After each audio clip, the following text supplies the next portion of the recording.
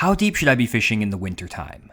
I feel like there are a lot of misconceptions around this question, so in this video, I'm going to share a simple rule that will help you eliminate 80 to 90% of your lake within 5 minutes of launching your boat and ensure that you're fishing in the right depth of water in the winter. Let's get into it. In a video I posted last summer, I explained how you can find the thermocline with your fish finder, which will let you know how deep you need to be fishing. However, in the winter, you're not going to have a thermocline on your lake. However, you will have another indicator that you can find on your fish finder, which is bait fish. If you can find bait balls suspended in the middle of your lake, this will give you a great idea of the general depth range the bass are using in that part of the lake. For example, if you graph out in the middle of a creek and see that a lot of the bait balls are suspended in 10 to 15 feet of water, this will clue you in that bass will be using cover in that same depth zone, not out in the middle of the lake though, but against the shorelines and points and other types of structure. While there can be some fish that are actually suspended chasing around those bait balls, and you can target them with forward-facing sonar, without that tool, the best approach is just to find cover in the same depth zone as the bait fish you see.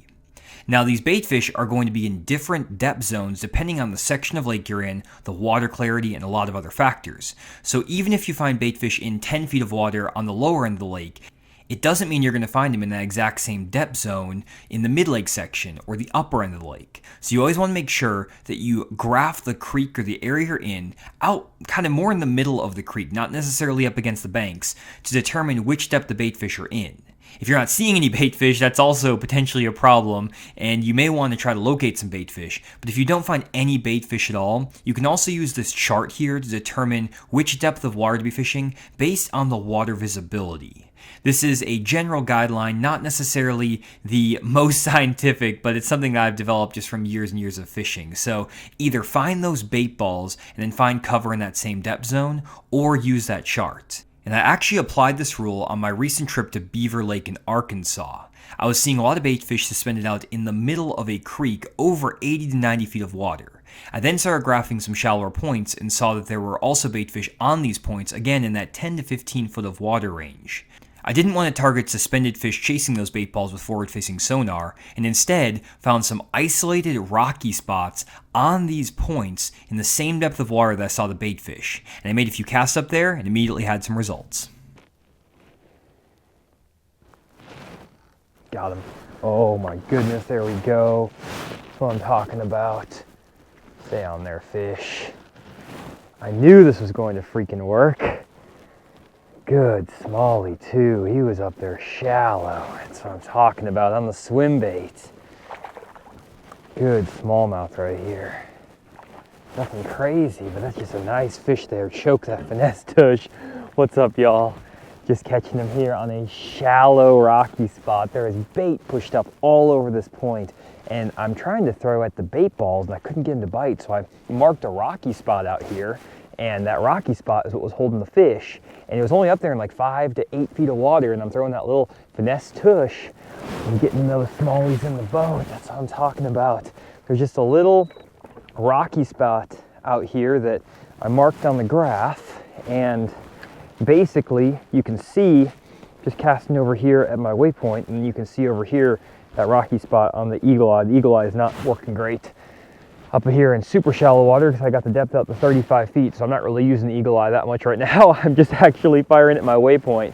But there's a bunch of bait all around the point. I'll show you some sonar images where there's bait going crazy on these points.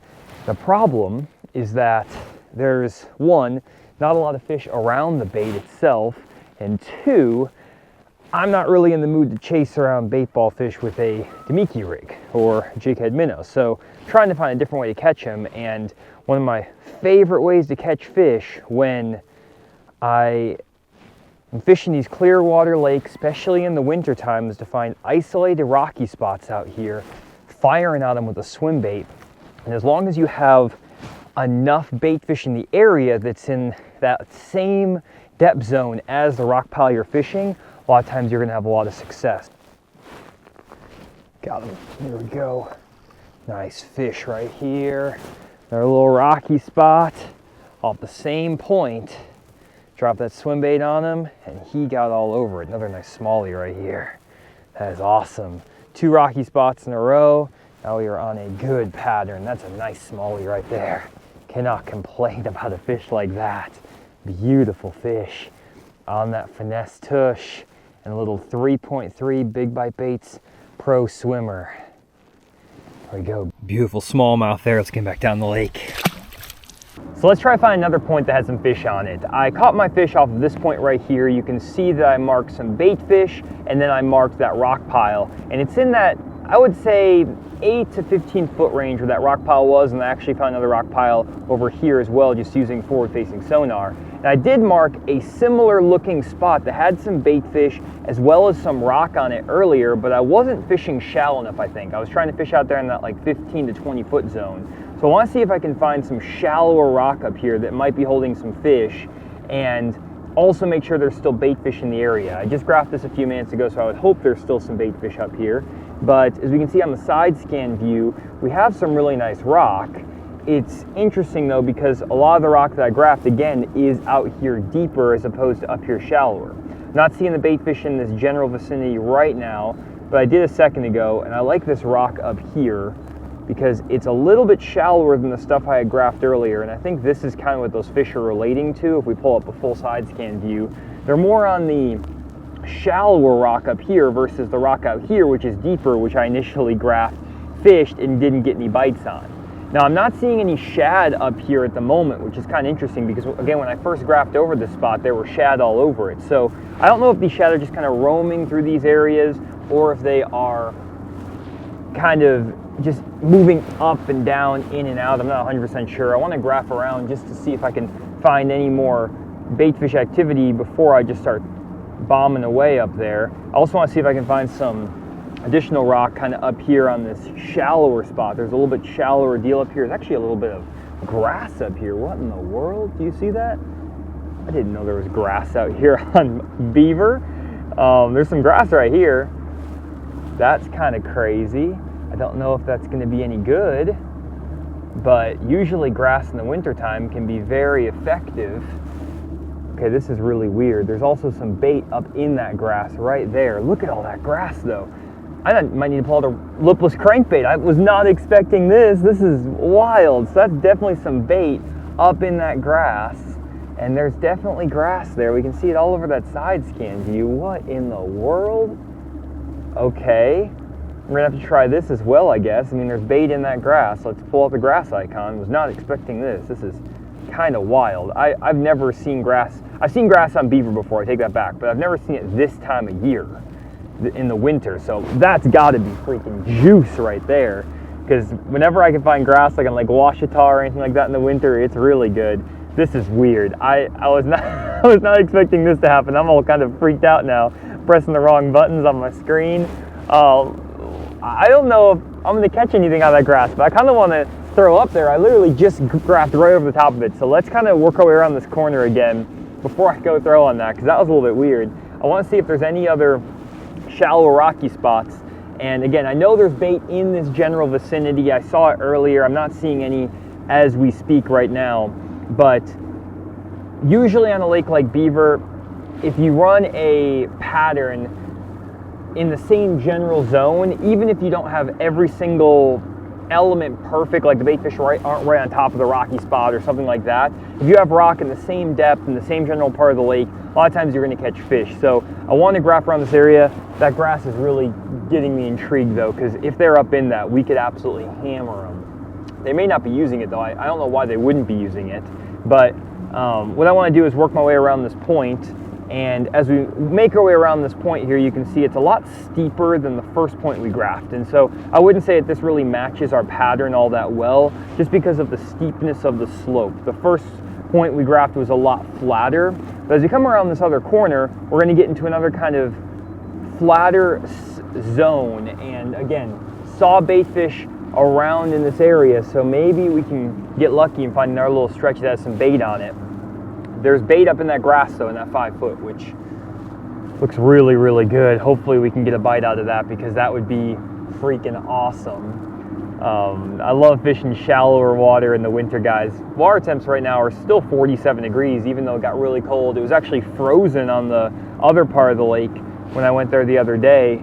So It's definitely warmer on this end, so that 47-degree water is keeping these fish shallower. They're not out there in that 20 to 40 foot zone like I was expecting. Instead, they're up here in 8 to 10 foot, 15 foot, which is not, again, unexpected necessarily in the winter time, but I definitely had some misconceptions. There's that bait right there. There's bait. We can actually see a couple of fish underneath those bait balls. You see that bait's in that 10 to 15 foot zone right there, exactly where we want it to be, and we can see a rock pile right there that's absolutely juicy. There's a bunch of rock, there's a bunch of, oh my gosh, right in that 10 foot zone, right in the depth of that bait. I mean, that is exactly what we're looking for. We're gonna pull up that side scan view and mark all this. So we got bait. I'm gonna take a screenshot of that. But look at that, guys. You got bait fish right here. You have this right here, which is our rock. I'm gonna mark that bait. I'm gonna mark that here. We got rock all the way up here, and I'm going to mark a lot of waypoints on this rocks because I'm not going to really use my forward facing all that much because it's so shallow, and I just think that it's a lot of times just better to fire up there on the waypoints rather than trying to get too close to it with the forward facing. There's more bait underneath the boat right here too. I mean, I think I probably could get out here and chase around on the bait balls and all the bait that's out here with forward facing sonar and catch some fish, but I don't know, I'm getting kind of tired of doing that. I want to pull up on these waypoints instead. I think this rocky spot looks good. We'll be able to go hit that grass on the other side as well as the other rocky spots. So we got a bunch of stuff to hit right here. Let's just kind of get lined up on our waypoints, get everything squared away, and we should be good to go.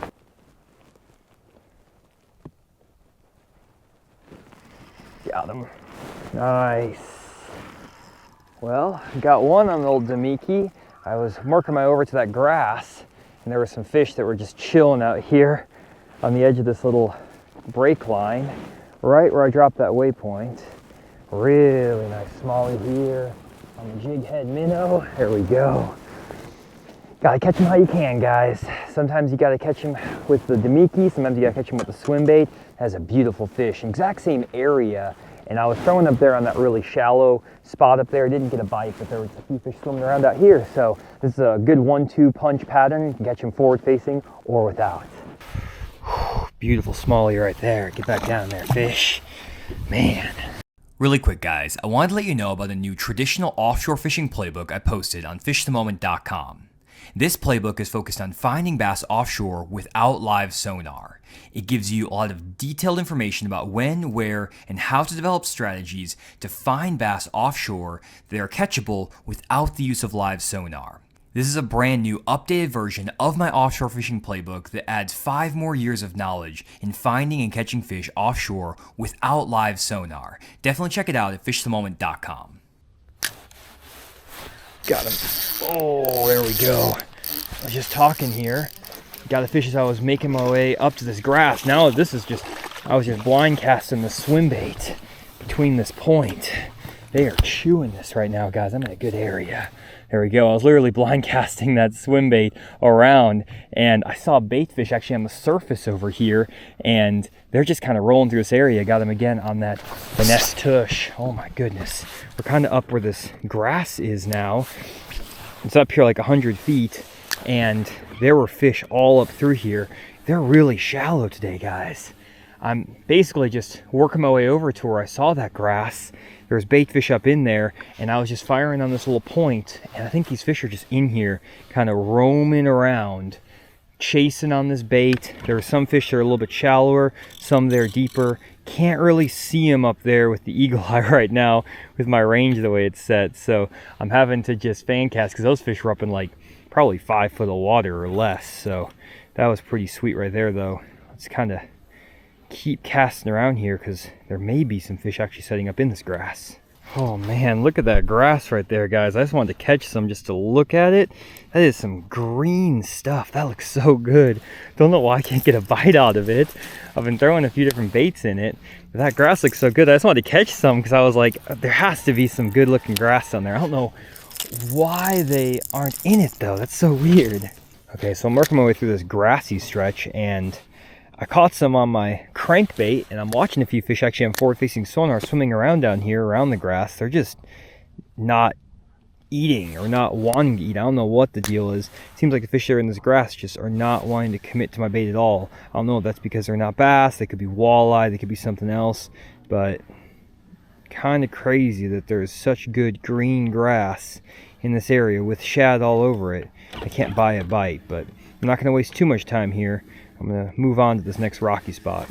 Well, that was a lot of fun, guys. Caught the majority of my fish blind casting that Core Tackle Finesse Tush 3/16 ounce and a 3.3 Big Bite Baits Pro Swimmer. Pairing that on Denali Myriad walleye rod, actually 7-foot, medium power, moderate action to let those fish get that bait in their mouth. Just putting some 6-pound fluorocarbon to a 10-pound braid line leader. And again, just trying to find those bait ball areas around some type of cover, like rock or something like that, those fish can be related to. When we got in a couple areas like that, we put some fish in the boat very quickly and even picked up a few extra fish using forward-facing sonar. Hopefully you enjoyed this video, guys, and learned a little bit about how to target some of these cold winter bass in January. Thanks for checking out this video. We'll see you all next one.